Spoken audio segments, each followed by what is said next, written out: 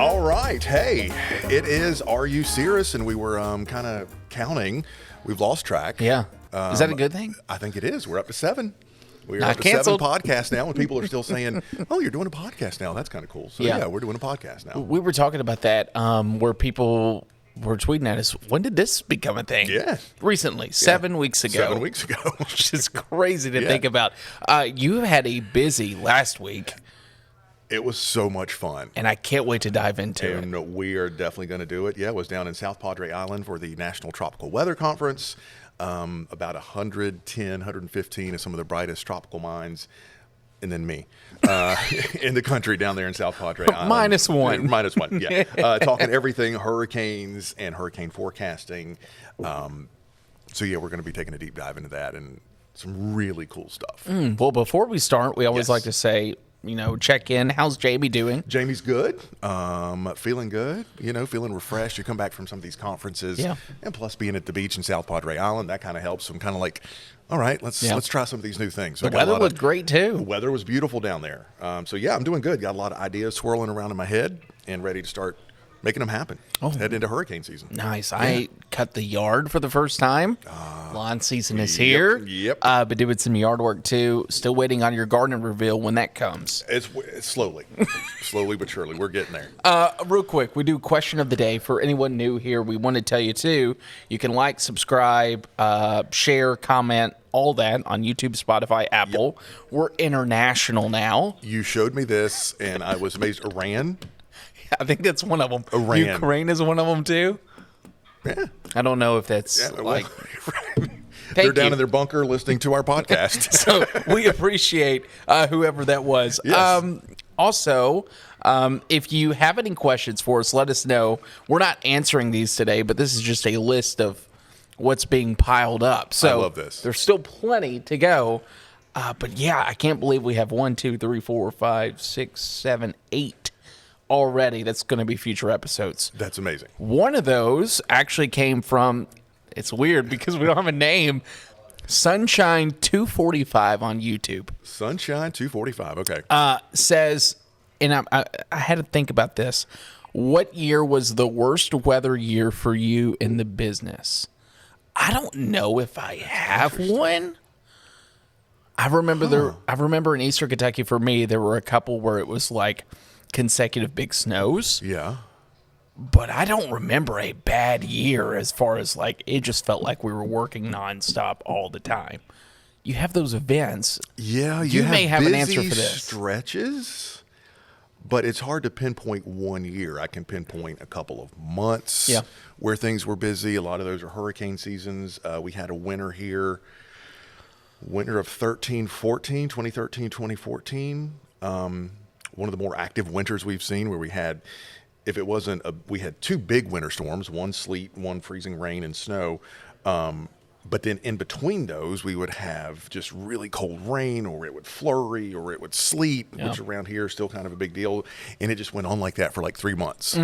So it was always just kind of kind of an exhausting winter. Yeah, you get active stretches like that. We had a July a couple of years ago in a really active thunderstorm pattern. We always talk about beware the northwest flow. Yep. We had northwest flow pattern the entire month of July, and I think every day for 2 weeks straight, we had severe thunderstorms somewhere in the coverage area. I think that was first year or the year before my first year, because I remember you telling me about that when I interviewed. We were probably under a severe thunderstorm watch almost every day for, I think, 10 days. It was just storm after storm after storm was diving in. Yeah, fun, but it gets a little tiring. Yeah, tiring. You're like, okay, I'll take a high-pressure system anytime. Also, some questions from college students, which I can't wait to address later down. Yeah. So that's going to be in future episodes. Some of those asking for advice. So maybe we have to make a whole episode about that. on for the folks who want to get into the business. That would be good. I know we have a weather intern coming in a little bit later this year, this summer, so maybe that could be a podcast with them. Yeah, use him as kind of a springboard to what you need to do to get in this crazy business. Yeah, for sure.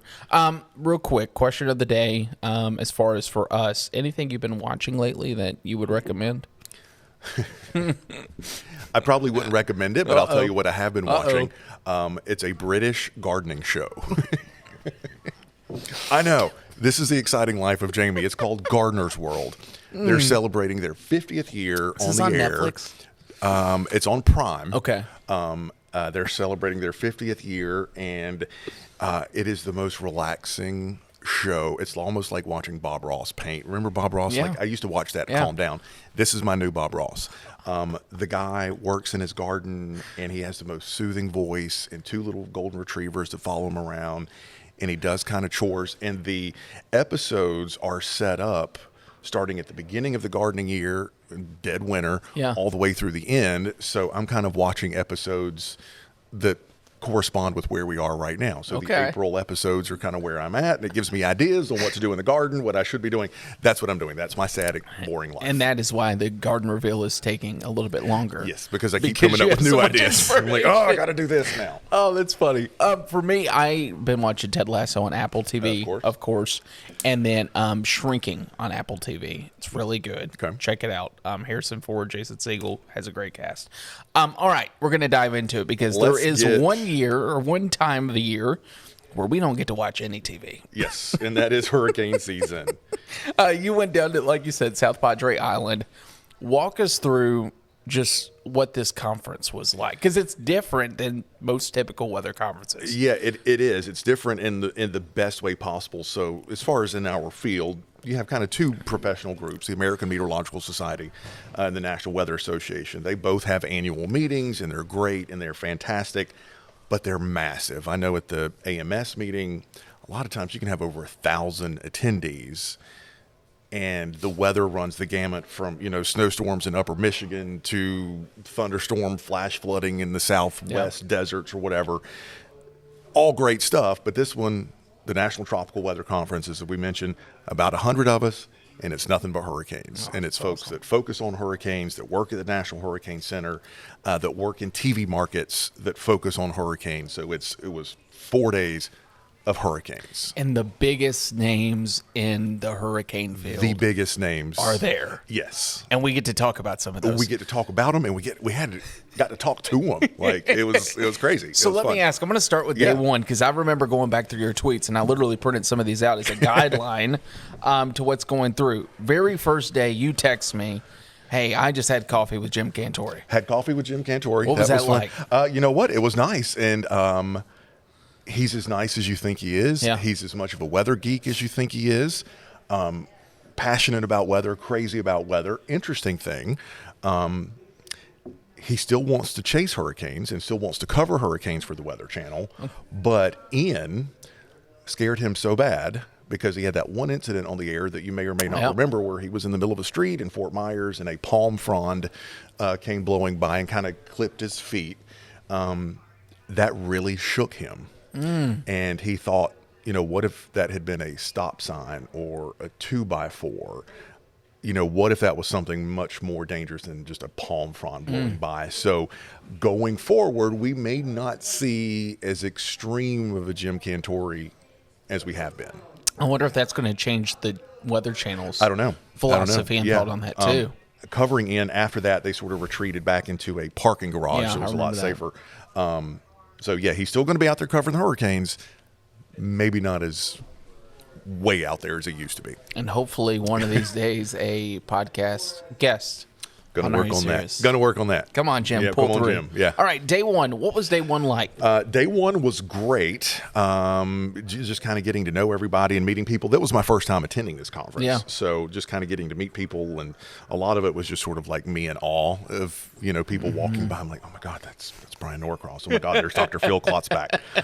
Just kind of geeking out to myself. And then as the day goes by and couple days go by, you definitely get a lot more comfortable. And like I said, being such a small meeting, you have that chance to be one-on-one with some of these really great, influential people in this business. It was good. One of those we'll talk about a little bit later, but the man of the show, one of the men of the show, is what we look forward to every year, not because we look forward to hurricane season, but it gives us an idea of what's going to take place, and that is Phil Klotzbach. And Phil Klotzbach. I still have a hard time saying his name. Yeah, Klotzbach. The genius behind it all. The genius who was trained by Dr. Gray. Yep. Dr. Gray was with Colorado State University. Dr. Gray sort of took Dr. Phil Klotzbach under his wing and kind of showed him the ways of making these seasonal forecasts. And every year at the National Tropical Weather Conference is where Dr. Phil releases his forecast. And so to be there as he released it live and sort of went through his reasoning for the forecast for the season was really cool. In case you missed it, 13 named storms, 6 hurricanes, 2 major hurricanes. Yeah. The interesting thing is about this season, though, is that he will tell you he's much more uncertain about this forecast than a lot of other ones. We basically have 2 competing factors for this hurricane season. El Nino is coming on. El Nino decreases tropical activity in the Atlantic, more wind shear, storms can't really develop. That is being counterbalanced this year by unseasonably and unusually warm weather in the Atlantic, which would increase the amount of storms, increase potentially the intensity of storms. So you have these 2 competing factors.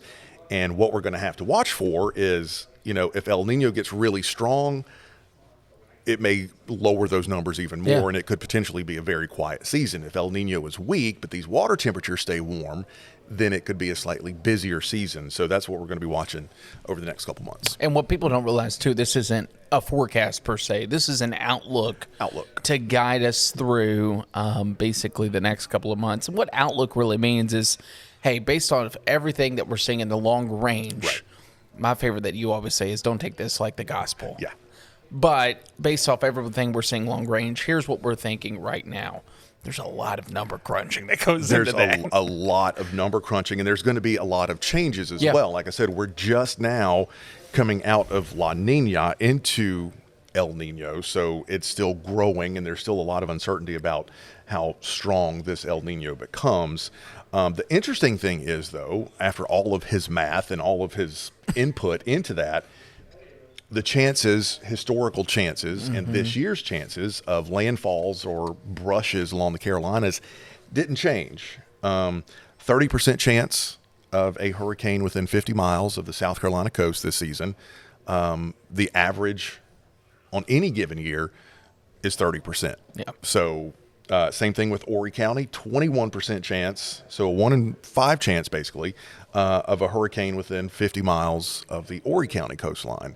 And that kind of leads back to what we always say with these, forecast updates and these seasonal outlooks. We love them. They're great. Scientifically, they're wonderful.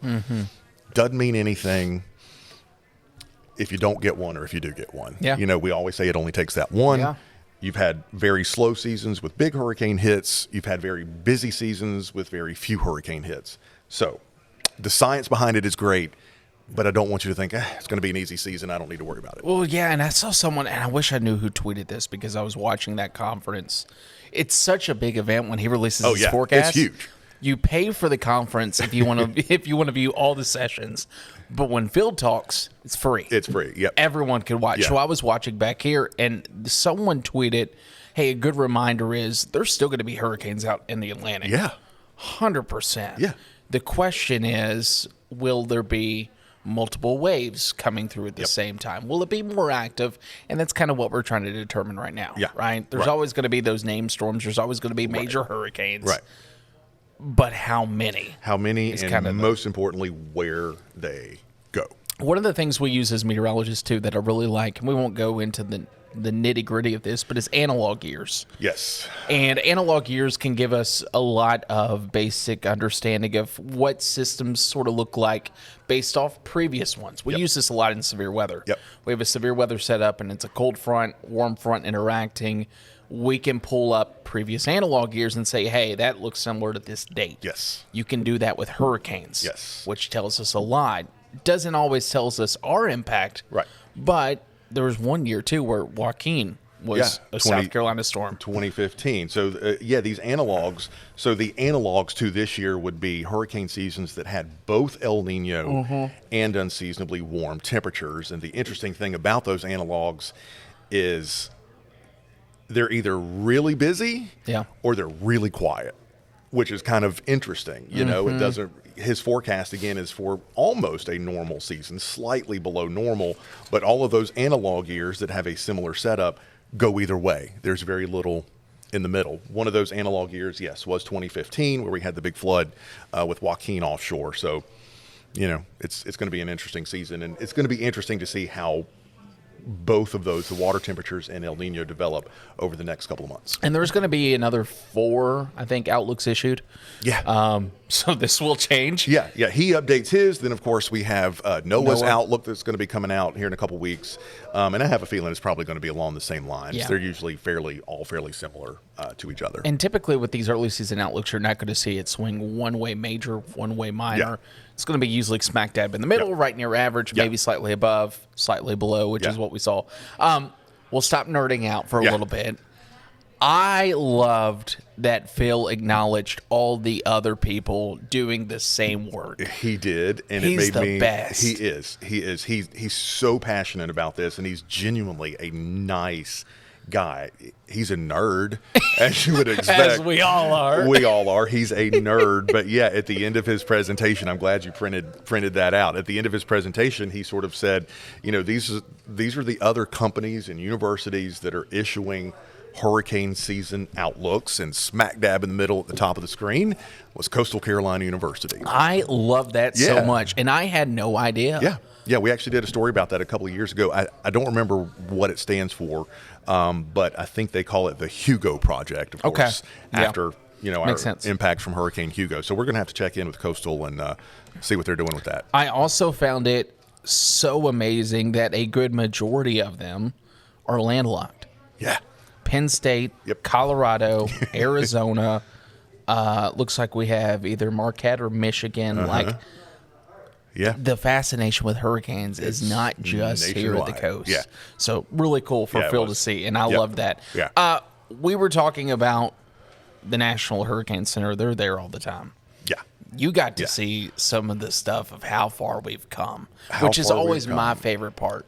And when you look back, and this is going to sound interesting, and this is the first podcast I think I came with notes since the first one, because there was so much that I wanted to cover. The National Hurricane Center has been around forever. The forecast cone that we use, the love-hate relationship with the cone of where a tropical storm or hurricane is going to go, all this time later, in a huge majority of the conference was spent talking about the cone. Oh, man, I'm glad. The cone is complicated. Yeah. It's not perfect. People don't understand it. It's really good when it's good. Yeah. It causes problems. Yeah. So let's talk about the cone. I would love to. One of the rules that we have, and you'll always see here at WNBF News, and I think we implemented it a couple of years ago, when you look at the National Hurricane Center cone, it will have the middle line of the cone going through. We no longer show that. We stopped showing the center line.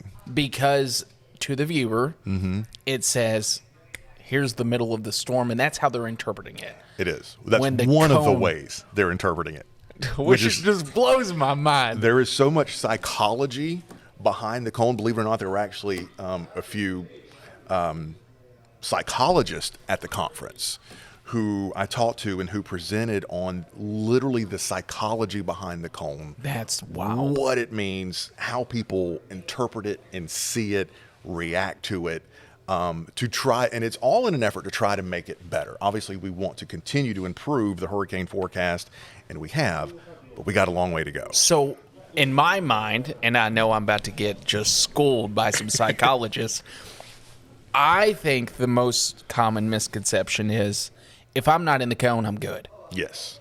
And that is the most common misconception, and that caused really big problems last hurricane season down around Fort Myers with Hurricane Ian. And we're going to talk about that. That's in the world of meteorological psychology, that's called anchoring. And we'll get to anchoring in a little bit. I'm telling you, I'm geeking out. So I think we have to do this. We got to do this really quick. We got to get into how the cone works, and I'm going to throw some numbers out at you, but I'm not going to make you do any math. So the National Hurricane Center, they make the cone, and it's not just like, let's make the cone kind of like this. It's probably going to go in here. Obviously, the Hurricane Center has to make a forecast, and their forecast, that center line of the cone, is where the center of that hurricane is going to be. So you take the past 10 years of hurricane forecasts and the forecast of that center point, and you see what the error is. How often was it close to that center point? So you go 12 hours out. So we were tracking a hurricane now.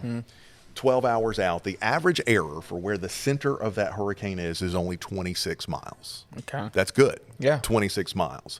So you mark that point for where you think the hurricane is going to be, and then you surround it with a 26-mile diameter circle. Okay? Okay. You go out 36 hours. Okay. The average error for where the center of a hurricane would be at 36 hours is 53 miles. So you have a 53-mile diameter circle. You go out to 61 hours, that error increases to 81 miles. And finally, at 120 hours, basically 5 days out, the error is 205 miles. Obviously, the error gets bigger as you go out in time. So if you were to be hand plotting or hand making a forecast cone, your first dot would be where you think the storm is going to be, surrounded by that 26-mile radius circle. That circle gets bigger as you go out into 5 days. And then you draw. You connect the edges of the circle, and what do you know? You get a cone. That is the scientific way of how a cone is made. Dang. Yeah. Which I knew that. I knew a little bit of that. I didn't know the diameter part. Right. Which is all error percentage. It makes sense. Yeah. Not to mention though, this is where it gets crazy. On day 5, you could have an error percentage, in the Atlantic. Yeah. But then 3 days later, your error percentage is over in Virginia. Right. But at 120 hours, which is 5 days out, again, that error is 200 miles. So the Hurricane Center plots where they think the storm is going to be because they have to, in order to make these maps, you have to know how good your forecast is. So they say the center of the forecast of the hurricane is going to be here with a 205-mile radius of where it could potentially be.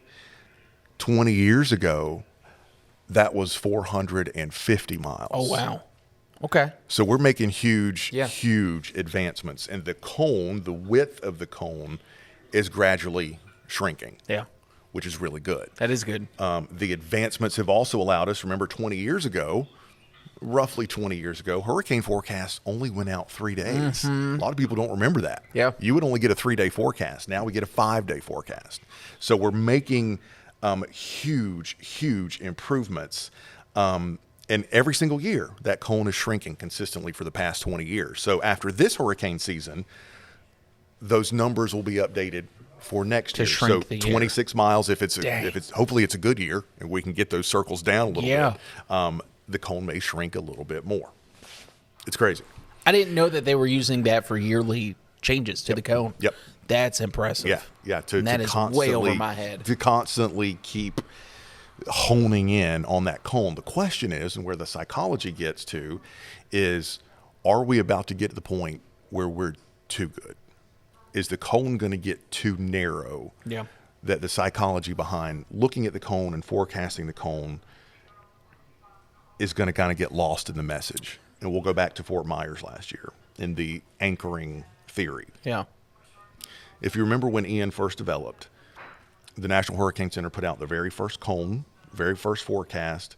And the first couple of days following that, the big focus, it looked like it was going in and around Tampa. Remember, I remember that. Every national news outlet was in Tampa. It was Tampa. Storm surge was the big massive talk. Storm surge. Tampa's going to get flooded. Tampa's going to blow away. It's going to be awful for Tampa. Fort Myers, well south of Tampa, even in those first couple of forecasts, was in the cone, but they were kind of right on the edge. They were out there on the outer edge. Well, a lot of people in that Fort Myers, Southwest Florida area experienced what they call anchoring, where you see the first couple of forecast cones and it looks like Tampa and you're like, we're good. And then they literally don't pay attention to it again, which is really troublesome because as Ian started to get closer and closer to South Florida, the track started to shift south away from Tampa and closer to Fort Myers. And it really wasn't until about 24 hours out that the people in and around Fort Myers were like, oh, it's about to get really bad. But the perception, because they weren't in the middle of the cone, they were always on the edge of the cone, was that it's not going to hit us directly. But we have to keep in mind, with that cone, the center of the storm can be anywhere within that cone, but that's just the center. Hurricanes are big. Ian was a huge hurricane. Massive hurricane. And the impacts extend well outside of the cone, and that's exactly what happened in the Fort Myers area. Woefully underprepared. A lot of evacuation orders not issued in time. And if they evacuated, it was too late. And it was too late. I remember the video. So the death toll from storm surge, unfortunately, in that area was a lot higher really than it should have been. And a lot of that's what's kind of driving this renewed interest in the cone, the psychology behind it, and how to address it. People were talking at the conference about, well, is there another option? And when you really think about it and step back, there's not. Yeah. Is there another way to show where a hurricane is going to go? And there's really not. So we just have to, it's our job, I think, going forward, is sort of fine-tuning the forecast and making sure that we're explaining the cone and just getting the message across that, it may pass offshore, whatever, but we could still see impacts. And we can talk about Matthew was a perfect example for us in a little bit. I would even think, too, like, even when Ian moved through the Carolinas. Yeah. If you go back, and I can remember the forecast cone, the cone at one point, because the storm was already starting to move, it already made landfall, was inland. Yeah. The whole cone was inland. Yeah.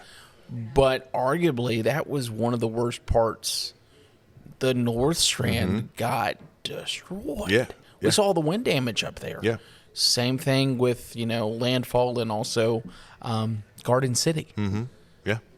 And I think more notably, the biggest example of the cone and how it can be difficult to understand if you go back to 2016 with us was Matthew. The original forecast for Hurricane Matthew were for it to sort of ride right up the Florida coast and then make the turn and pass just offshore. And that was consistently the forecast for where the center of Matthew was going to go, just offshore. Then the day of Matthew, it really wasn't until the morning that Matthew hit that the forecast that it was going to come right up the coast and actually make landfall down around Georgetown became the actual forecast that it was going to make landfall. But the focus, even from our perspective, was, and I think people who were just maybe looking at the cone was like, it's going offshore. It's going offshore.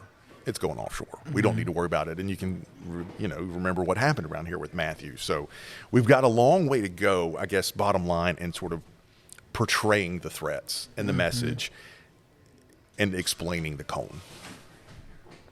Here's something else. It's just fascinating to me that, and this could be severe weather. This doesn't have to be hurricanes. Just how the public perceives our graphics. Yeah. And is the point getting across?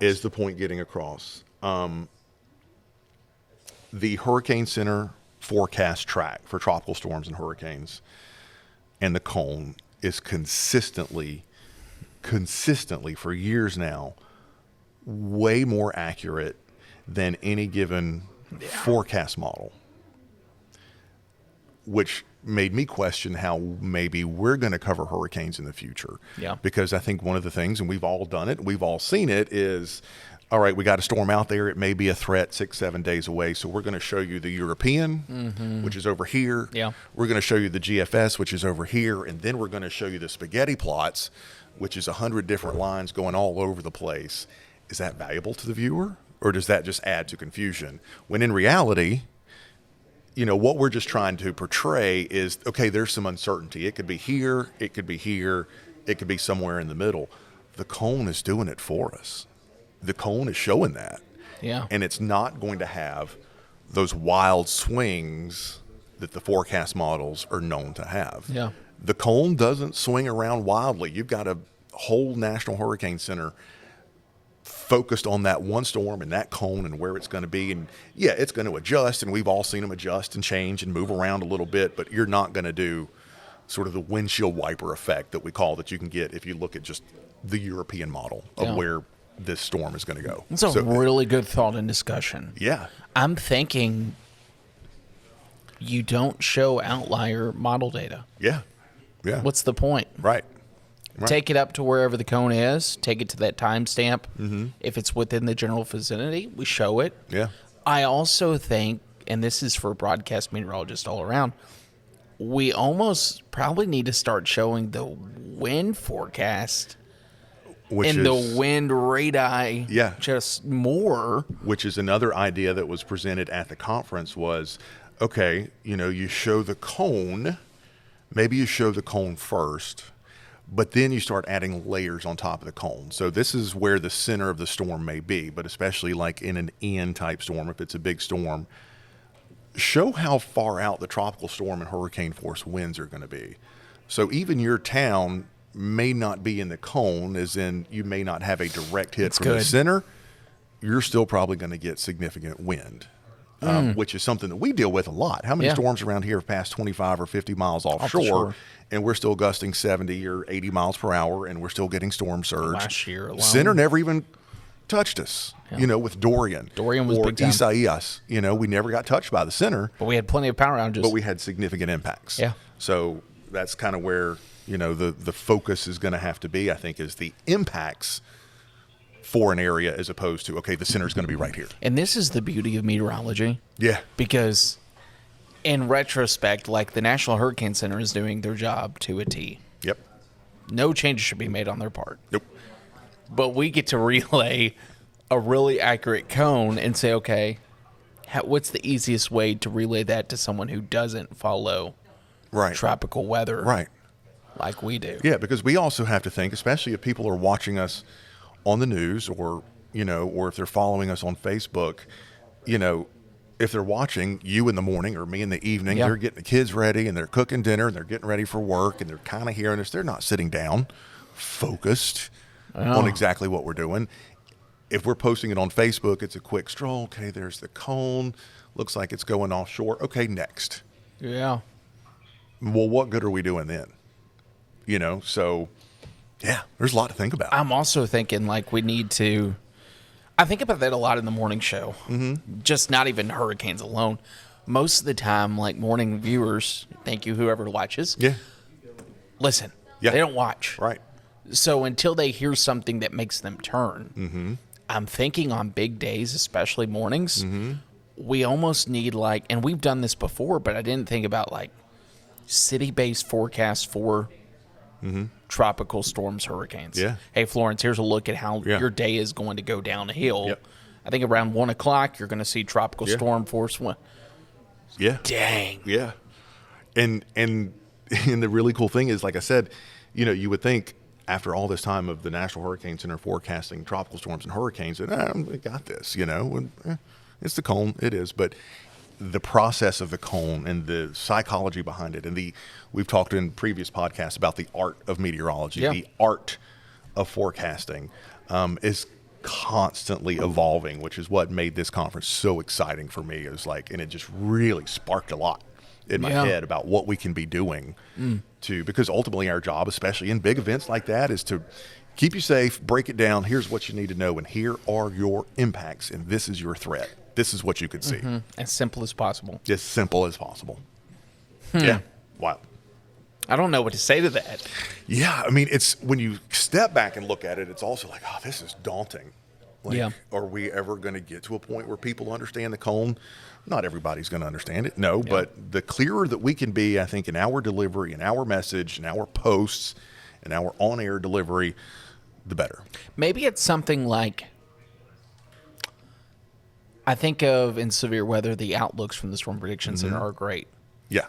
Maybe we have to go to an impact-based outlook for where we draw hurricane impacts here. Yeah, that was one of the discussions there at the conference was, especially if you have a storm that's kind of out in the Atlantic, the 5-day forecast maybe doesn't bring it towards, let's say, the East Coast. Yeah. but it's kind of pointing that direction. We're not quite to the point where we can make a 7-day cone, but maybe if it looks like down the road, it may be a threat like, okay, and this is something the National Hurricane Center is actually considering themselves, is potential impact zone. Maybe, all right, 7 to 10 days from now, Georgia to South Carolina, you're on high alert. Yeah. And that way it's an additional layer of sort of heads up. Dang. Yeah. Really good stuff. Yeah. Crazy. And I remember seeing the graphics, but I didn't know that's what all of that was. Yeah. I just thought it was like, hey, here's how good we're getting. Yep. No. Yeah. Yeah. I was just sitting every day, just kind of sitting in awe, like, oh, wow. Yeah. Wow. Dang. Yeah. Yeah. We got a lot of work to do. We do. A lot of work to do. I do want to talk because we're not alone. We're not the only weather geeks when it comes to tropical weather. You got to sit down with some of the best tropical weather geeks. Also, you texted me about your dinner.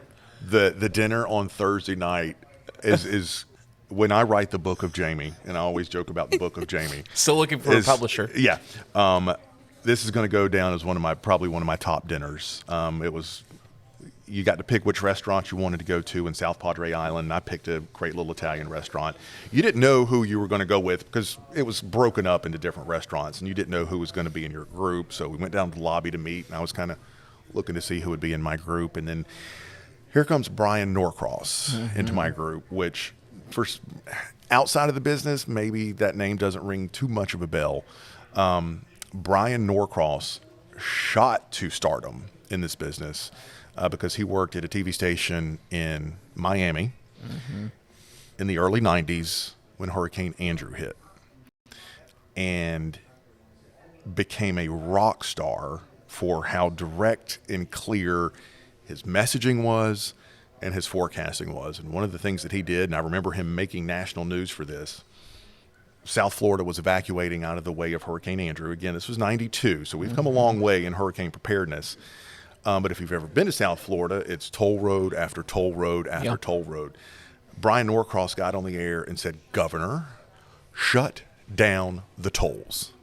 Reverse the lanes. We've got to get everybody out of Miami. We got to get everybody out of South Florida." And literally called the governor of Florida out on the air because, you had these miles-long backups because people are dropping quarters into toll roads when they're trying to evacuate, and you're trying to get millions of people out of the way. So the governor was like, I guess we should do this. So that was really part of what jump-started lane reversals during evacuations. They were Brian Norcross's station was the only one that stayed on the air through Hurricane Andrew. The studio was basically starting to collapse around them, but they had a very safe area sort of in the back of the studio, and it was Brian and a telephone and an anchor in a bunker in Hurricane Andrew, and he was taking phone calls one-on-one from viewers who were terrified. My house is crumbling around me. What do I do? And he was literally talking to them one-on-one on the air saying, okay, go to your bedroom, and if you can, get your mattress off your bed and get into your hallway and put that mattress over you, and you're going to be okay. And was just personally telling person after person after person what to do. And he was telling me these stories at dinner, stories that I had heard and seen. I had never met the guy before. And so he was telling me these stories personally, and it was just amazing. He eventually had a movie made about him and about Hurricane Andrew. I can't remember the name of it, but yeah, amazing. That was on this side of me. I was about to say, you didn't even... That was on this side of me. Across from me is Josh Morgerman, who has shot to stardom for his hurricane chasing abilities.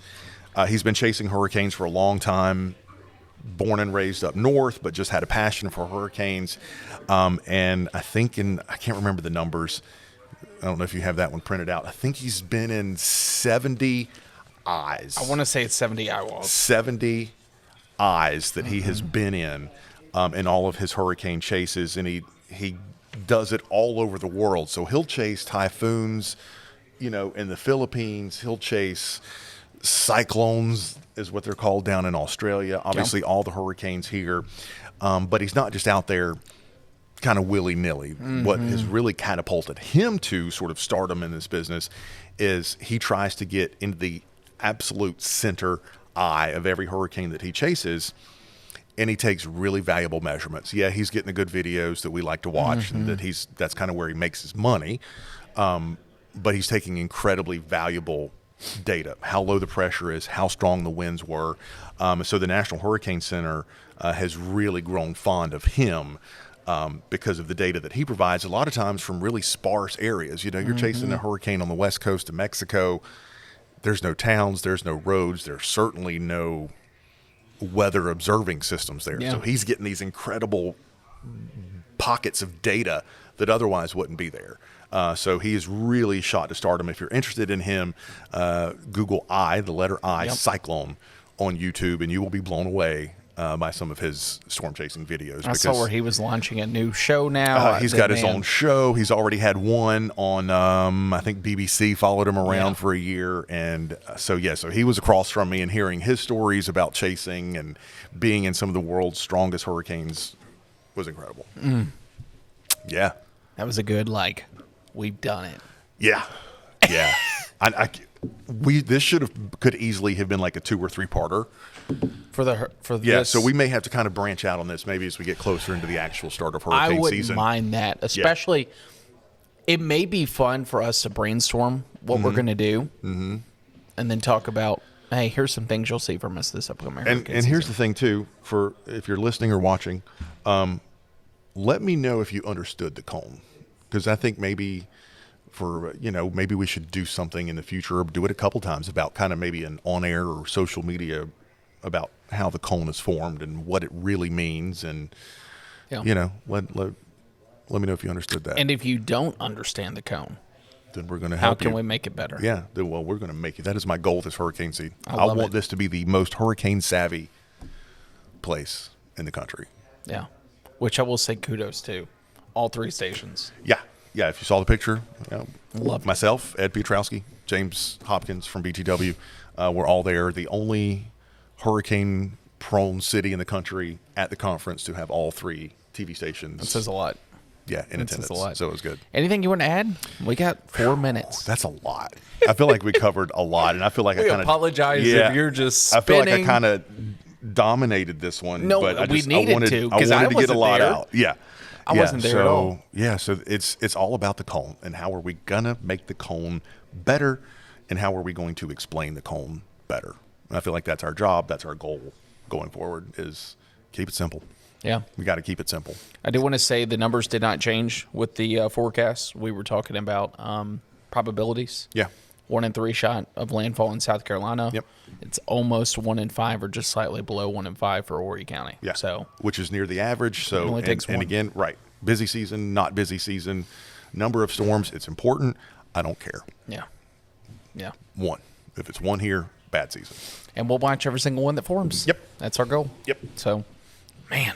Whew. Episode 7. Man, I'm tired now. We got into some hardcore stuff. I know, and I was like, we could keep going. Yeah.